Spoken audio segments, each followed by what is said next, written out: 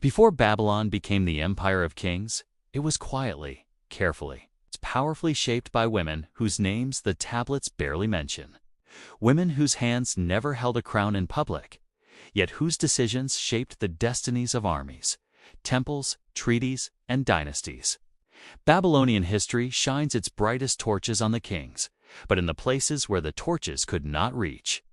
The shadow queens waited, watched, influenced, and ruled. Tonight, inside House of Babylon, we walk into the forgotten chambers of power, where crowns were invisible, and authority flowed not from the throne, but from whispers.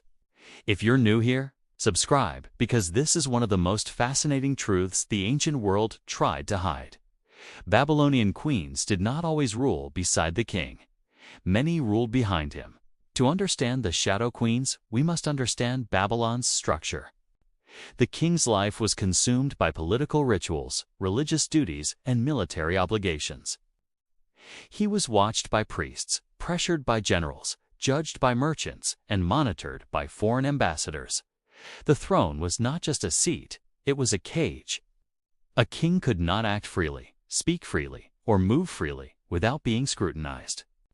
But the palace had places where scrutiny faded: inner courts, private residences, gardens, libraries, hidden chambers, and the women's quarters.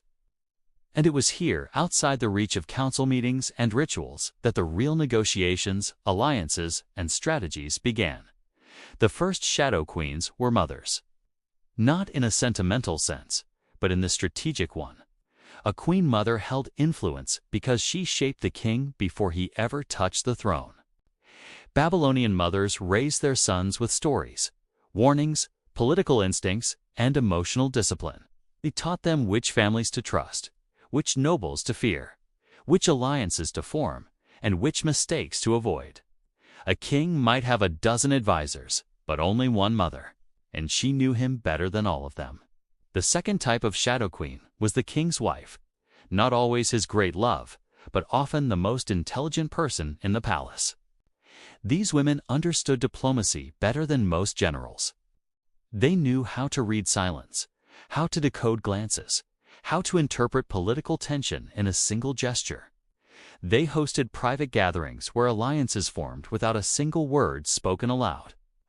They calmed conflicts before they reached the throne. They predicted threats before the king's advisors even saw them coming. Babylon's elite listened to the king, but they believed the queen. Then came the third type of shadow queen, the strategist. She might not have been royal by birth. She might not have worn gold or jewels. She might have come from a merchant family, a noble house, or even a conquered nation. But she possessed something more valuable than lineage: information. These women mastered the art of listening. They moved quietly, observing conversations, gathering secrets, understanding motivations. Many kings relied on their insight more than the reports of their generals. A shadow queen did not need armies. She needed understanding.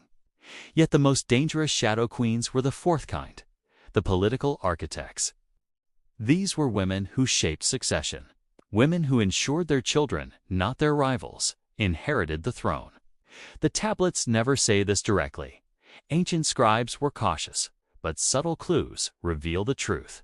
Sudden marriages, unexpected alliances, mysterious appointments, strategic adoptions. A quiet change in an official's rank. These shifts often happen during the reign of a powerful queen mother or a politically gifted royal wife. Behind the scenes, she rearranged Babylon's future. But power always demands a price. Shadow queens lived with pressure few could endure. Their victories remained invisible, their influence unnamed, their mistakes magnified. A king could fail publicly and still recover. A queen had to succeed in silence or disappear. Their triumphs were never carved into stone. Their wisdom was never celebrated in the public square. Their contributions were woven into the fabric of Babylon, yet almost none bore their signature. One of the most fascinating examples involves a queen known in fragments as Amtaptum, mentioned in passing in economic tablets.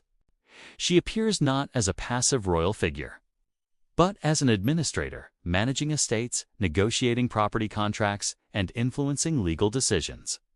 Her presence suggests a reality that scribes did not openly describe. Babylonian royal women were not ornaments. They were managers, financiers, and political strategists disguised as ceremonial figures. Another queen appears only through indirect references. Letters between merchants complaining about her influence on trade routes. Why would traders fear a queen? Because she had the power to decide which cities gained economic favor and which ones faded into obscurity. Her decisions shaped wealth across the empire. Then there were queens who never appear in records at all, except through the sudden rise of their sons. A prince with no political experience suddenly ascends flawlessly.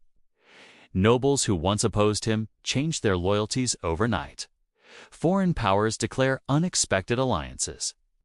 These events do not happen by accident. They happen when someone unseen negotiates in the shadows.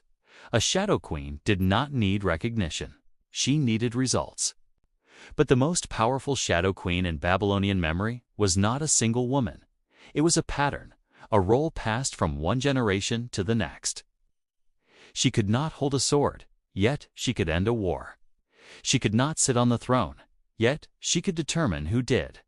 She could not lead armies, yet she could command loyalty that outlasted armies. Babylon understood something modern audiences often forget. Power does not always live in crowns. Sometimes it lives in presence, in the ability to see what others ignore, to persuade without force, to influence without command, to guide without being seen. Shadow queens ruled not with titles, but with understanding. Not with armies, but with insight. Not with decrees, but with relationships. Not with fear, but with intelligence. They remind us of a universal truth. Every empire has two histories, the one written in stone and the one lived in silence. The kings built Babylon, but the queens held it together. And when the kings failed, it was often the queens who softened the fall. Protected the children, negotiated truce, restored balance, and kept Babylon's spirit alive. If this opened your eyes to the invisible empire behind the visible one, subscribe to House of Babylon. Next week, we go even deeper into the darkness, into a world of secrets, suspicion, and silent power.